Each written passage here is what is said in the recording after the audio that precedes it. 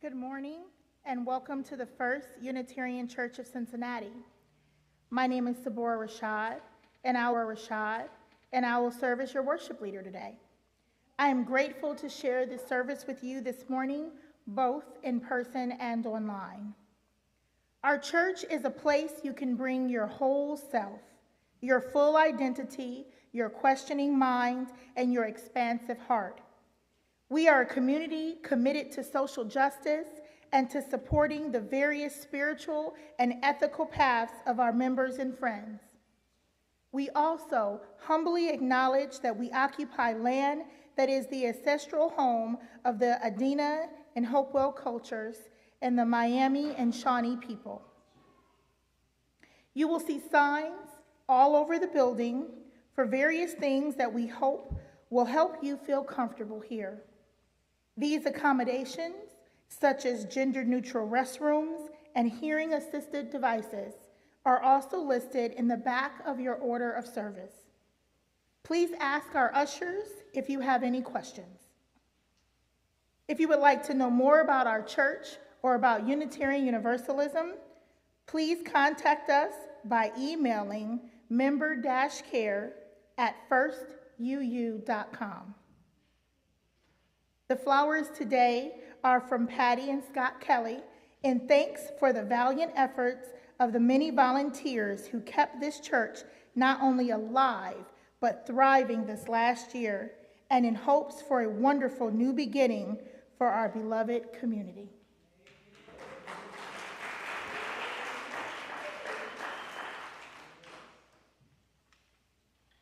We have Lynn.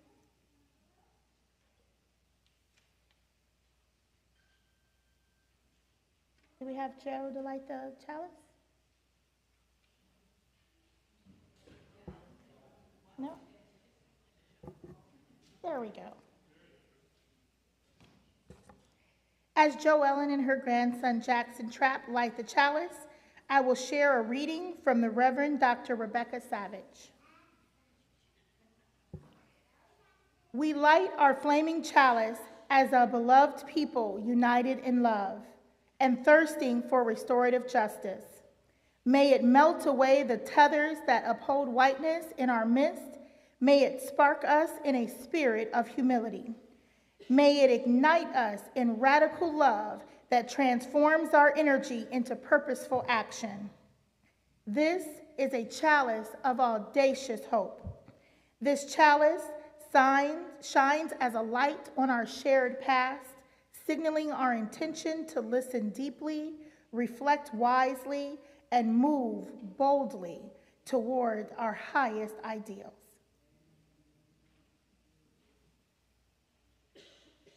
Our opening hymn is number 283 in the gray hymnal, Faith of the Larger Liberty. Please rise as you are able or willing. The words will appear on the screen.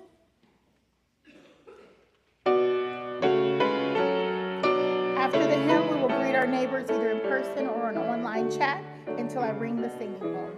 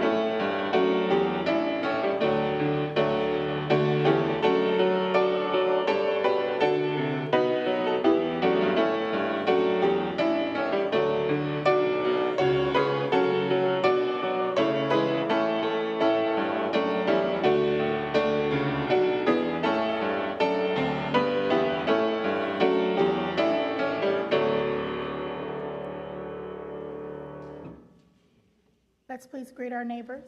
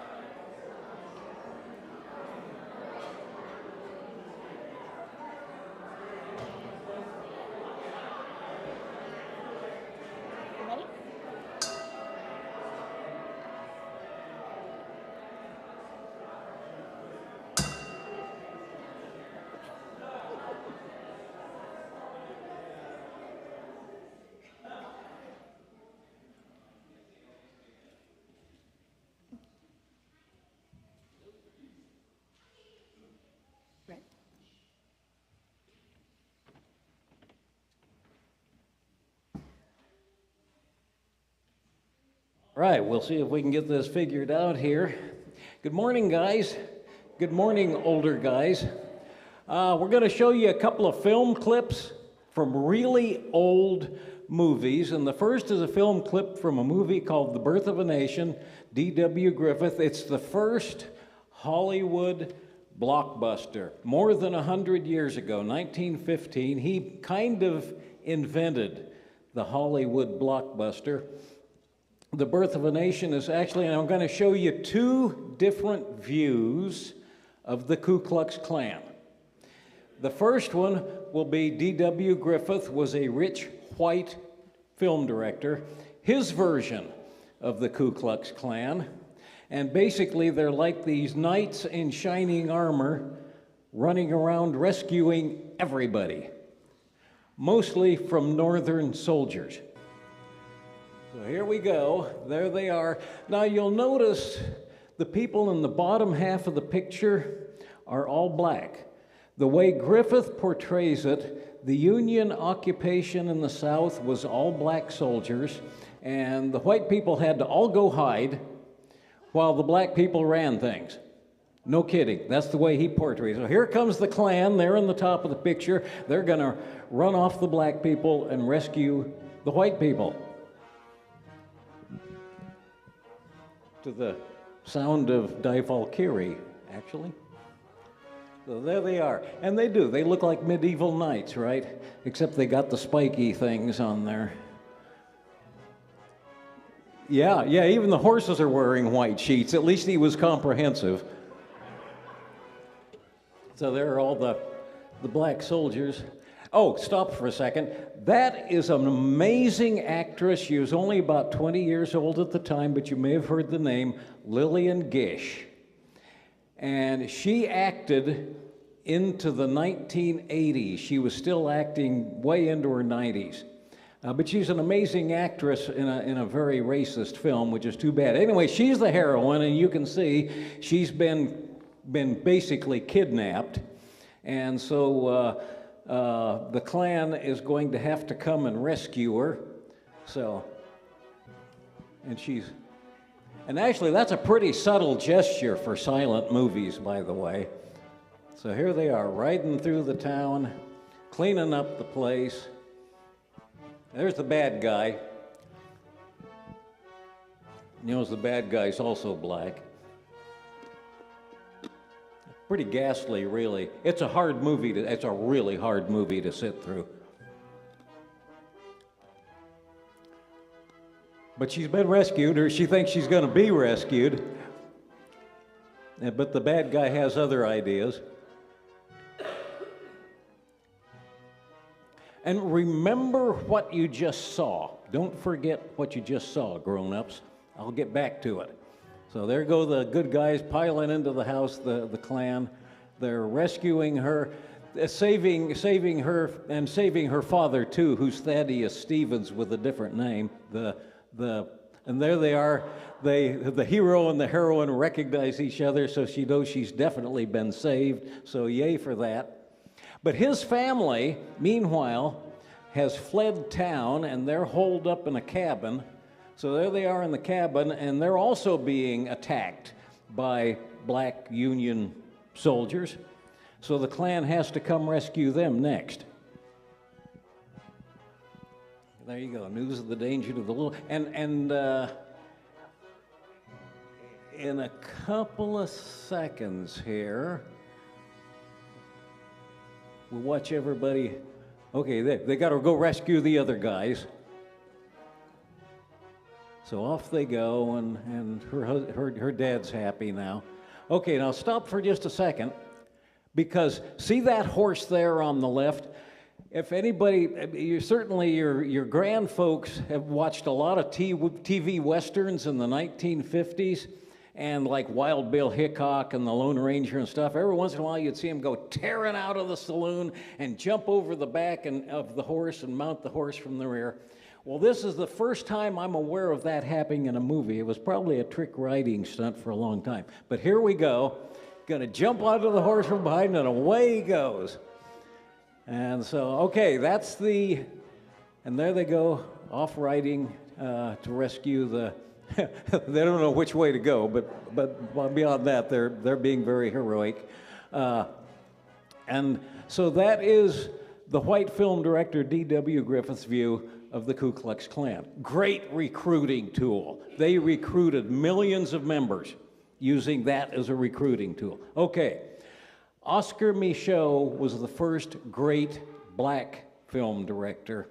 He gives a little different version of the Klan.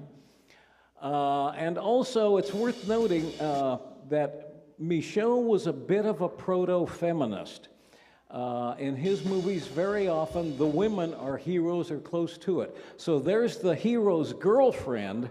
She's found out the Klan's going to come to run him off his property. There's oil underneath his land.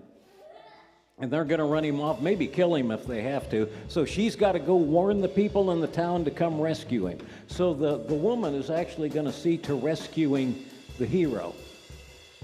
And there goes the hero. He doesn't suspect anything in his wagon there.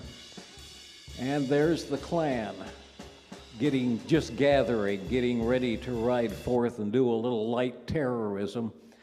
And I have a sneaking suspicion, guys, that that is the more accurate picture. And one reason I know is that here goes the heroine again. It's a long ride into town. This is South Dakota, so, you know. But you can stop it for a second. My father was born in a little town a tiny town that's not even there anymore, Emmeline, Iowa, in Jackson County, eastern Iowa, very rural. There were no black folks in that part of eastern Iowa, not in Jackson County, no Jewish folks, but the Klan was really growing in the 1920s. They had to torment somebody, so they tormented Catholics.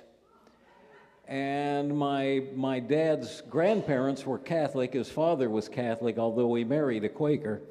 And they got in an argument, my grandfather and one of the shirt-tail relatives who had joined the Klan. And the next thing they knew, the Klan came and burned a cross in their front yard, on their farm. There was a dearth of places to burn crosses in Jackson County, Iowa, so they picked on my grandfolks and Dad. And the way he describes it, that's what it looked like. Guys carrying torches, riding up and down the road, yelling, dirt road. So that's the version Dad got to see. So you can go ahead now. And that's a whole lot scarier than what D.W. Griffith shows us. And the girlfriend is still riding to the rescue.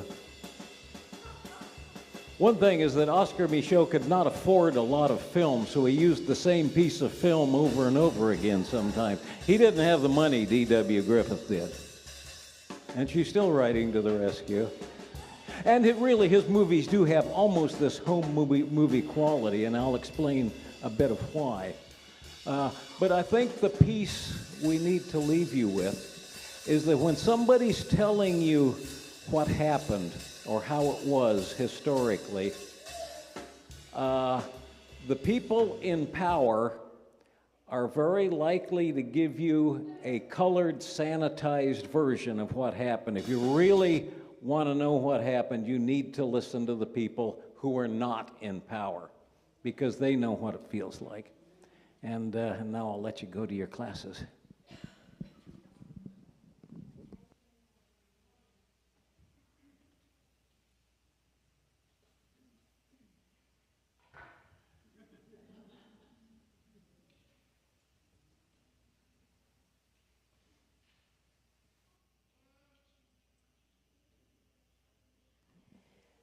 Part of being a beloved community is sharing joys and concerns with each other. If you would like to share something with the congregation through our circle of friends, email, or in the newsletter, or if you'd like to talk with our resident chaplain, Mary Tarbell Green, please fill out the form in the back of your order of service and place it in the offering basket, either when it is passed or on the desk in the back of the sanctuary as you leave service. And now we'll take time to honor the joys and sorrows that are in our hearts. This water before me represents the love of our community. We drop a stone in the water to seek the softening of our sorrows or the amplification of our joys.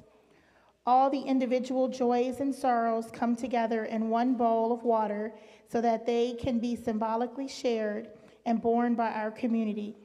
We invite you now to come forward.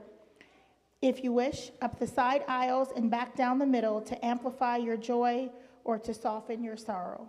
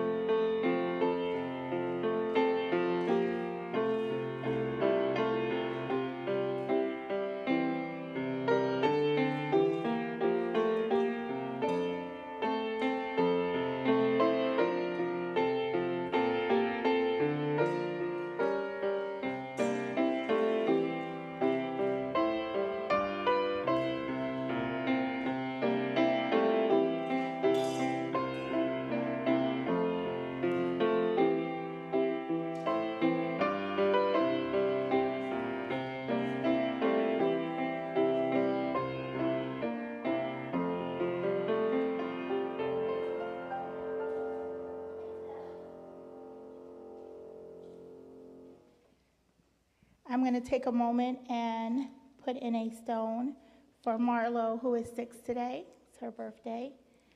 And then we'll now drop 3 more stones into our water. 1 for all the joys and sorrows outside of these walls that go unmentioned. A 2nd stone for those joys and sorrows that go unspoken, but that we have closely guarded in our hearts. And lastly, a stone for the brokenness in our world as we search for ways to be agents of wholeness by placing ourselves in that breach.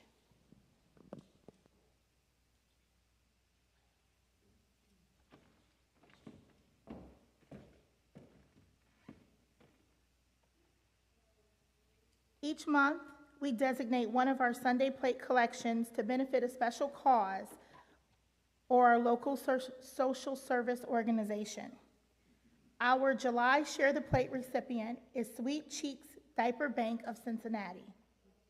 Every day, 1 in 3 families in America struggle to afford diapers for their children. Sweet Cheeks Diaper Bank partners with local social service organizations to provide free diapers to low-income families while raising awareness of the basic need for diapers. Their vision is to eliminate the existence of diaper needs in our community so that all babies have a chance to be healthy, happy, and safe. Giving to First Church is easy.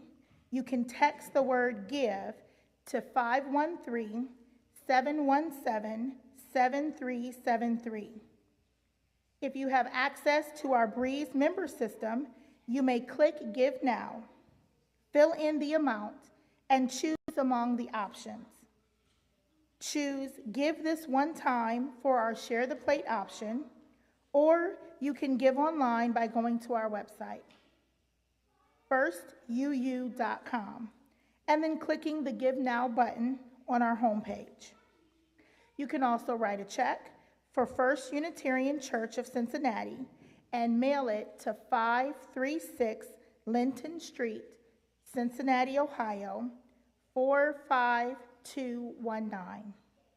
If you want to give to Sweet Cheeks, write Sweet Cheeks in the memo line of your check. If this is your first time with us, please let the virtual plate pass you by. Your presence is gift enough to our church.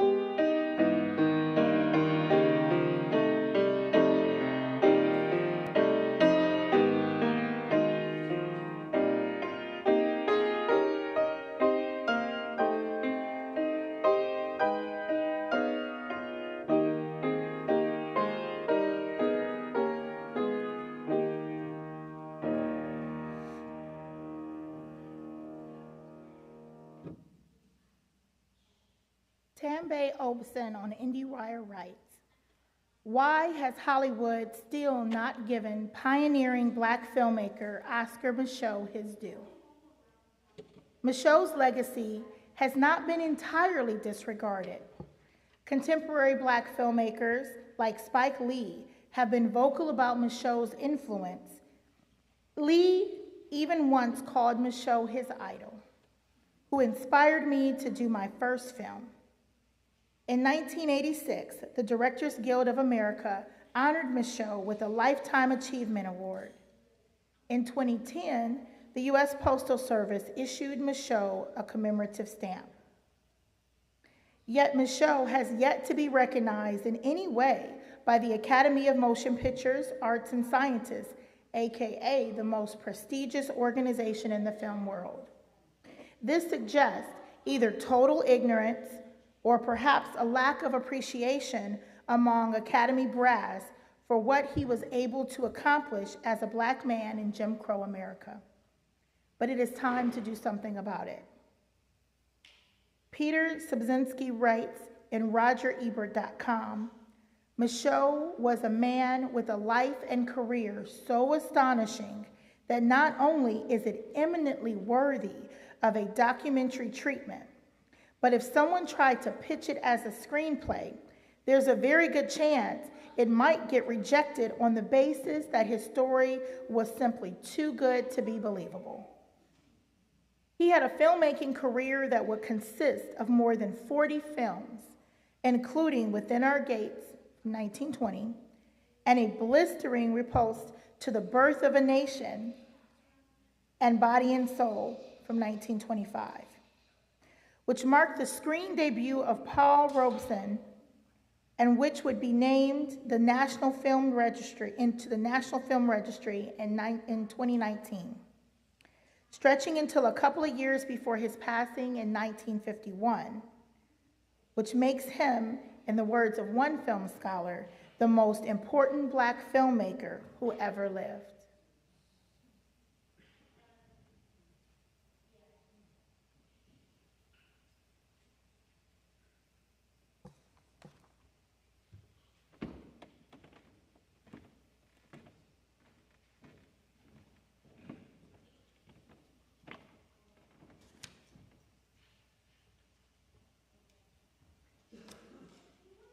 Just a couple of mentions as I begin. I'll be talking mostly about a couple of Oscar Micheaux's early movies. They mentioned Within Our Gates. And the opening slide, the photo in the opening slide is a screen grab from a key scene in that movie. A man and a woman are staring at each other across a table, and it's a rape scene. The woman is actress Evelyn Prier, who's not well known in the broader public now, but who was a great, on a level with Lillian Gish, although nobody ever heard of her, a great Black film stage actress and also a songstress, singer. The other thing I wanted to mention was we stayed last night with Marita Marmo. Thank you. Marita has dealt with me, followed by a cloud of things I lose, forget, drop. Thank you for having us. Yeah.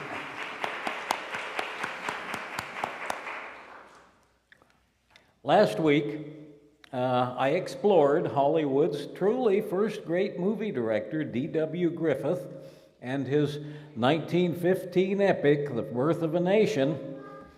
And it was while doing research into films of that period that I stumbled onto what became known as race movies.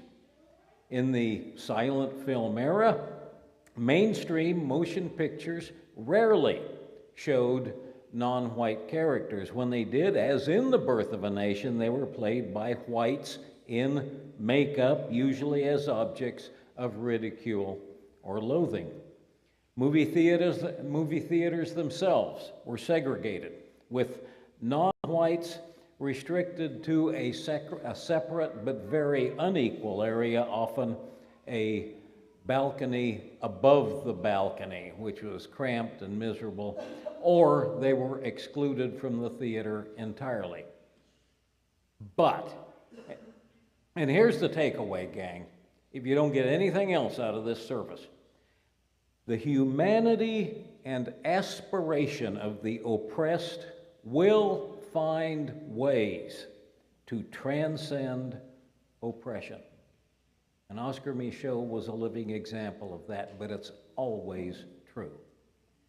There was a need for motion pictures that featured Black human beings, not just white invented caricatures. So, in 1916, two Chicago entrepreneurs, George and Noble Johnson, founded the Lincoln Motion Picture Company to make films featuring Black actors playing Black citizens. And they produced several short subjects. And then a young jack of all trades named Oscar Micheaux sold them the film rights to a novel he had written titled The Homesteader. As an entrepreneur himself, Micheaux was even more remarkable than the Johnsons. When his parents escaped slavery after the Civil War, they moved across the Ohio River and homesteaded outside the hamlet of Metropolis, Illinois. And there they enjoyed a high degree of integration for the Jim Crow era at least, including the school system. It was an integrated school system. Farming 8 acres, the Micheaux family had income enough to send their children to the metropolis school. And Oscar was considered a good student, although he was criticized for talking too much and asking too many questions. He was a strong extrovert and spoke easily to people. As an adult, he followed Horace Greeley's counsel to go west. He homesteaded a farm in South Dakota, of all places, and he was a bit of a local curiosity there as a black farmer.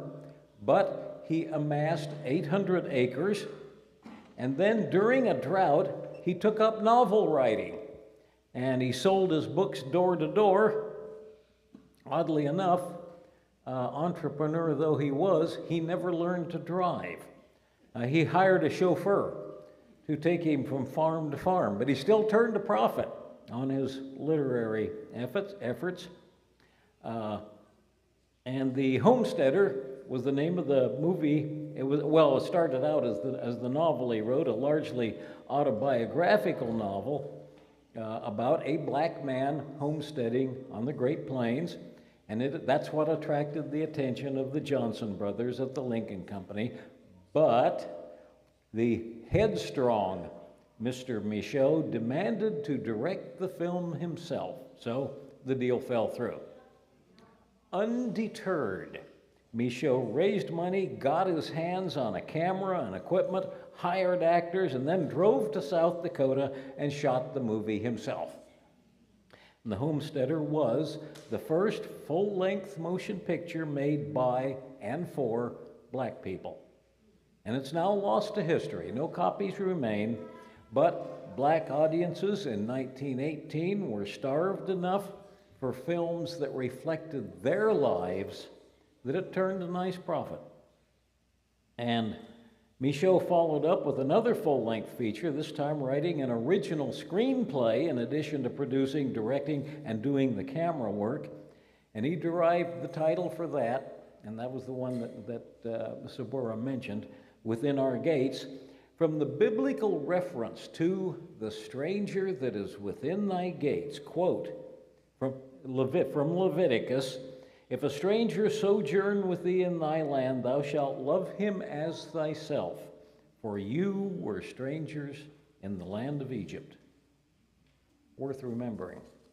Now, for the record, Micheaux had a complex relationship with Christianity. He accused preachers, and this was very much the theme of the Paul Robeson movie he made, with Robeson playing the preacher.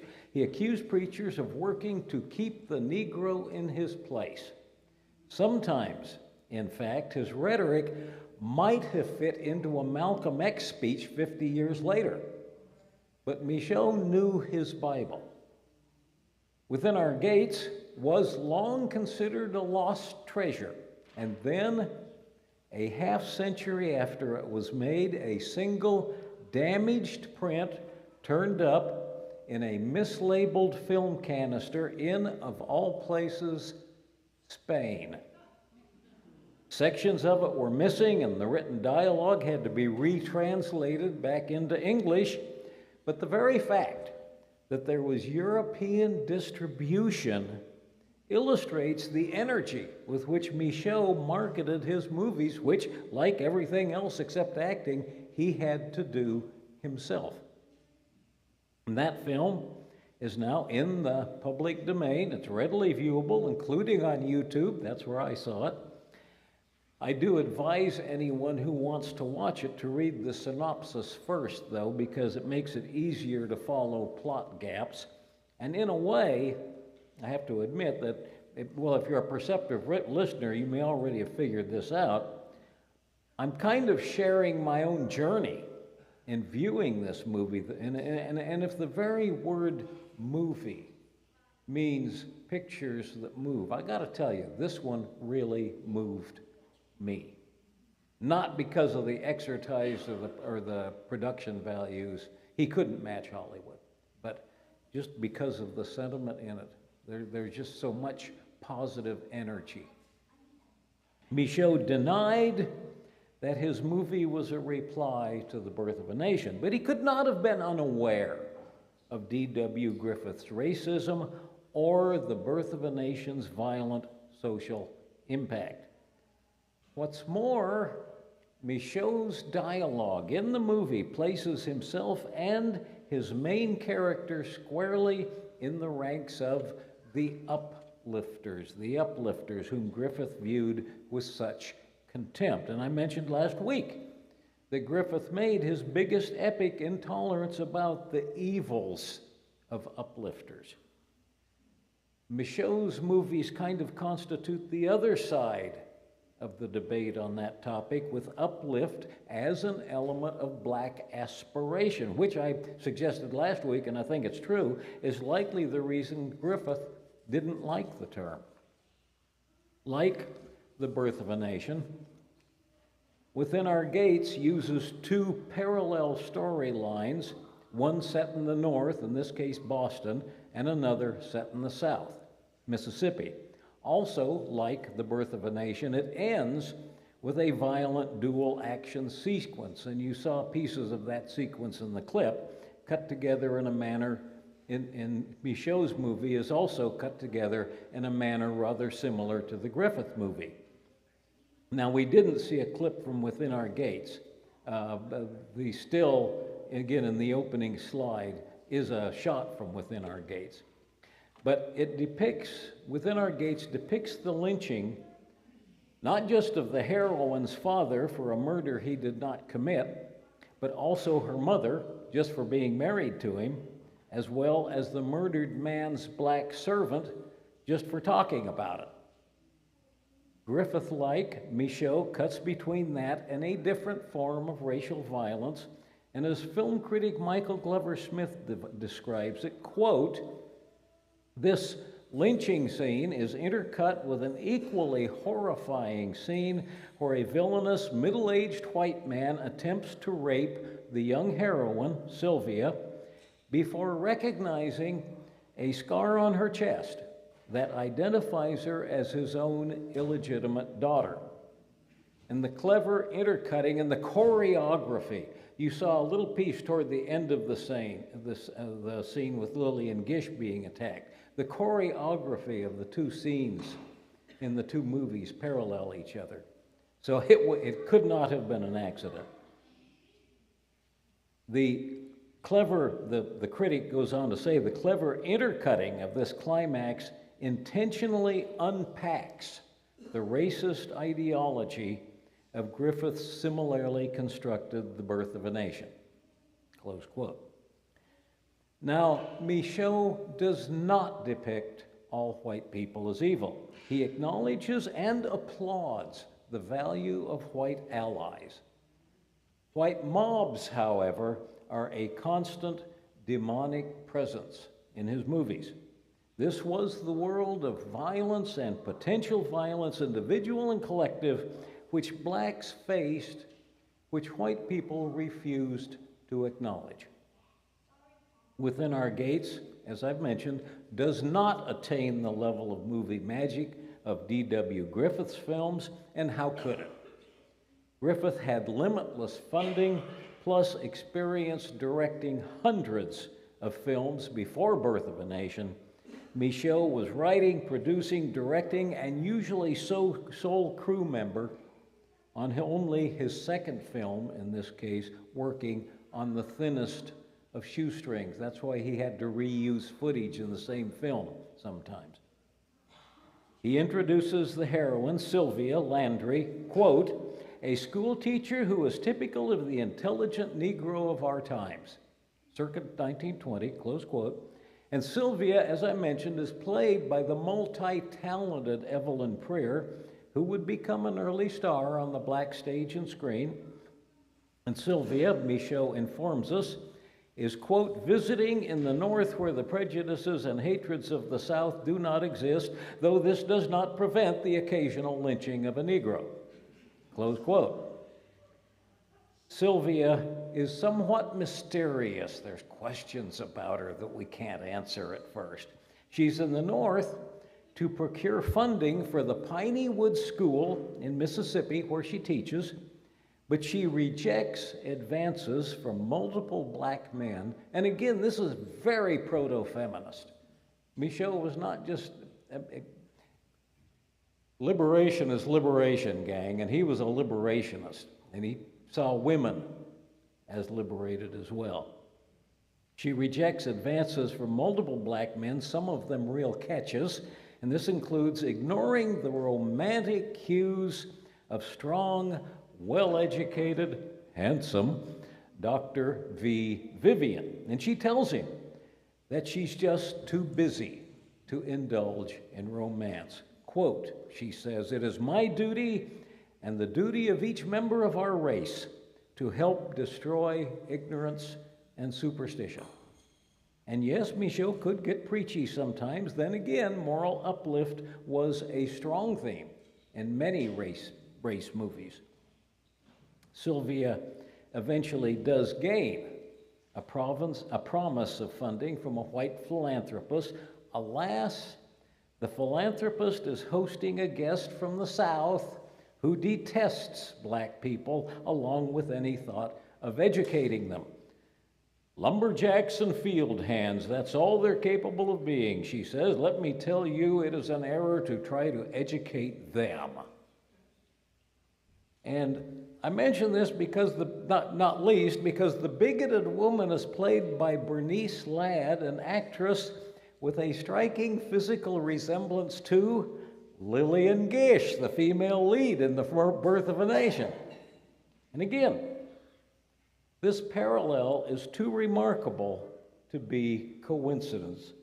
To me, at least, Micheaux is having and sharing with his black audiences a little sly fun at Griffith's expense. If Griffith had known about that, he'd really have hit the ceiling. It was bad enough as it was. But it's not fun for Sylvia because, quote, "She could think of nothing but the eternal struggle of her race and how she could uplift it." And in the end, her work does pay off. The philanthropist sees through the Southern guest's prejudice and sends the Piney Woods School 10 times the amount they asked for. Needless to say, someone sending a check to a struggling country school is hardly a high-energy climax to a movie. So to fulfill that function, Micheaux inserts a long flashback wherein Sylvia's friend describes Sylvia's mysterious past to Dr. Vivian. And that's where Micheaux depicts the lynching, the attempted rape, and the revelation that Sylvia is the daughter of a philandering white landowner, whose only decent act was to slightly compensate the unnamed mother by paying for Sylvia's education. And if you think such a plot device is far-fetched, that is precisely the relationship South Carolina Senator Strom Thurmond had with his illegitimate black daughter, Essie Mae Washington Williams, as revealed in 2003. This is not life imitating art. This was a black movie maker depicting a reality that was all too common in black life, which white audiences refused to acknowledge. And that still plays out in our own day. Each time a member of the dominant culture refuses to acknowledge a marginalized person's experience of marginalization. Within our gate's closing scenes also parallel The Birth of a Nation as Dr. Vivian asks Sylvia to marry him. Dr. Vivian loves Sylvia, no matter her origin, and implores her not to reject him just because he's American-born. She has a thing against American-born men, which may be understandable under the circumstances. And so here's what he tells her. "Be proud of our country," he tells her. We should never forget what our people did in Cuba under Roosevelt's command, and later in France, from Bruges to Chateau Thierry, from Saint Mihiel to the Alps. Be proud of our country, always. And that's when I burst into tears, watching this poignant mix of patriotic words coming out of a decidedly unpatriotic background. Words that said one thing and pictures that had told me something completely different. Micheaux was not just saying be proud of our nation, of course, but more importantly, be proud of our people. I, as a comfortably retired Euro-American, had to sit in humble awe before aspiration, resilience, patriotism, a word that Micheaux actually uses, so huge in the face of centuries of the racial horrors meted out to him and his people. And he wasn't ignoring the horrors. He was overcoming the horrors. Be proud of our country.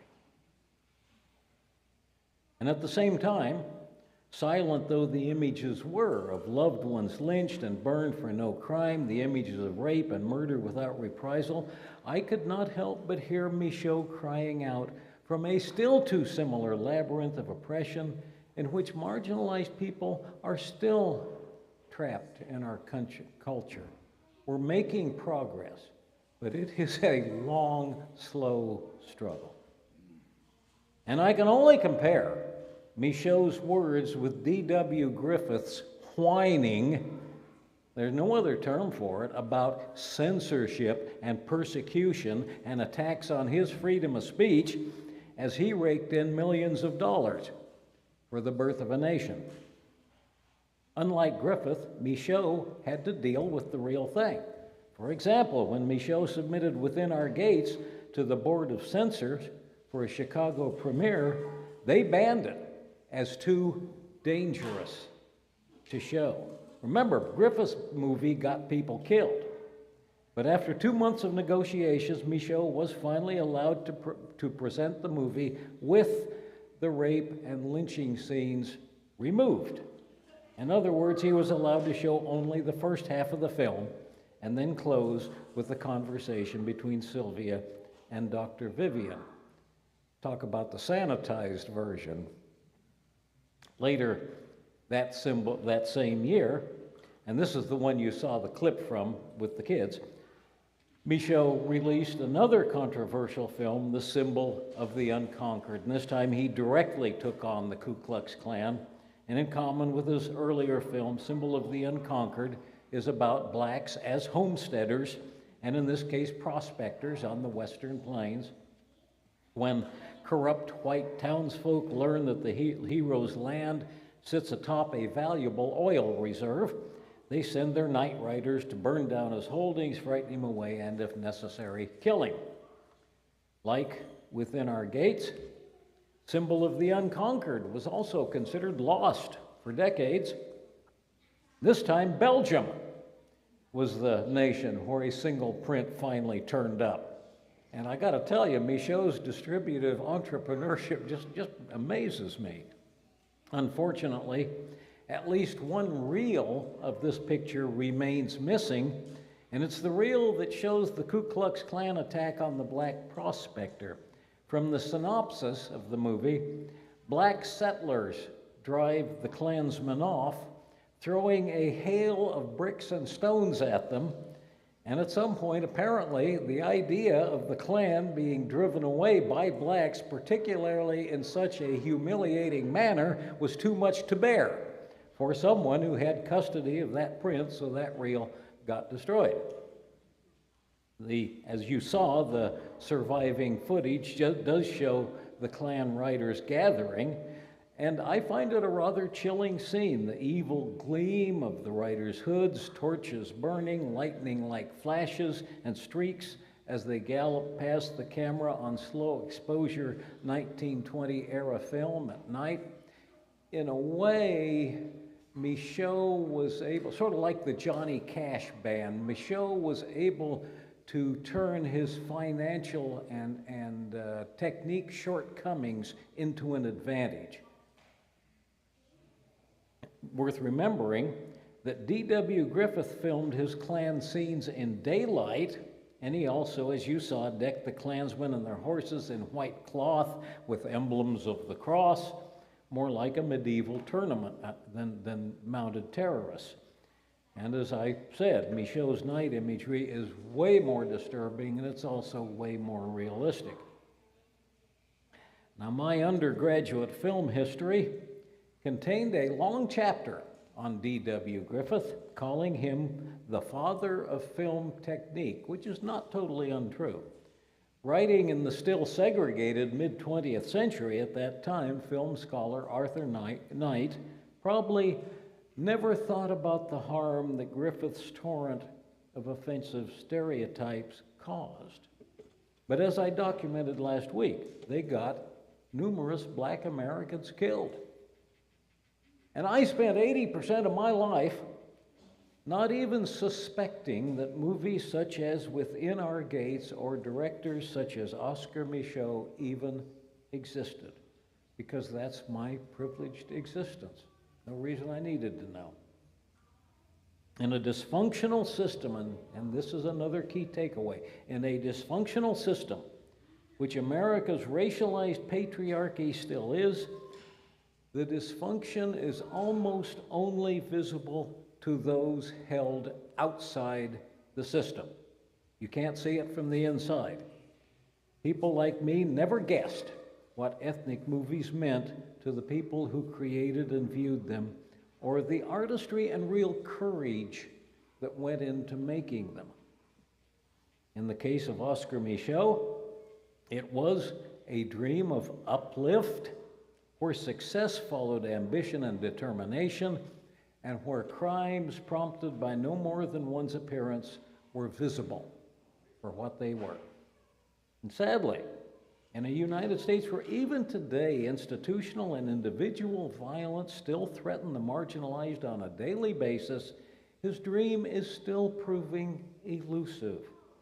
And that makes Micheaux's ideals just as poignant and important as ever, generations after he died. And again, members of the dominant culture should respect, now as much as in Micheaux's time, the hope and aspiration that drove him and artists like him. Most of all, we need to be impressed by a long history of determination and resilience on the part of the marginalized. They have always been so much greater than what has been done to them. Marginalized history is a history of overcoming, and that's something we can all learn from. Blessed be, and amen.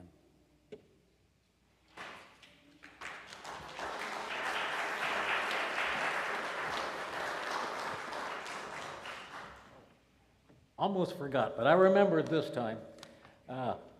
We'll close our service by doing our closing hymn, number 149. Lift every voice and sing. I invite you to stand as you're willing and able. And just as a note of introduction, I really liked this hymn the first time I read it and heard it, and I didn't realize until years later somebody told me, well, you know, that's kind of the Black national anthem. And I didn't know that. I just thought it was a really great hymn. So sing it with a little humility, I think, but loud. Courage and humility.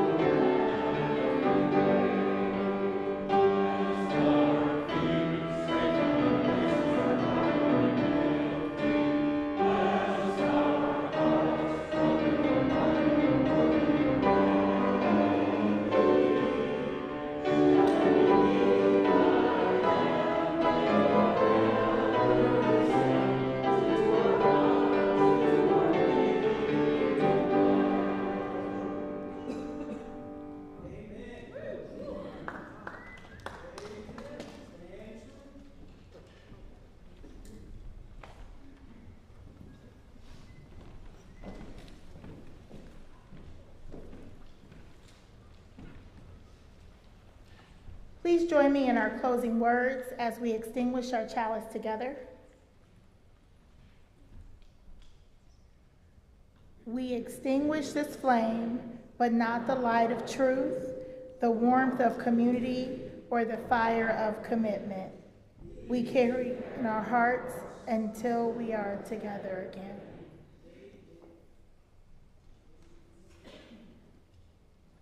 Please don't miss next Sunday when our new developmental minister, Reverend Alex Regal, will be in the pulpit to present the first message in a 3-part sermon series. After the service, we will have an ice cream social to welcome Alex. If you can help with the ice cream social, please use the Sign Up Genius link in the email Patricia Roher sent or contact Patricia. Also, please be aware that some members recently received phishing texts that were supposedly from our new minister, Alex. Alex did not send these texts. The IT team wants to remind everyone that you should never respond to these scam texts or emails. Our minister will never request gift cards or wire transfers from you. Alex now has a First UU email account, so you will not receive any emails from him from a Gmail account.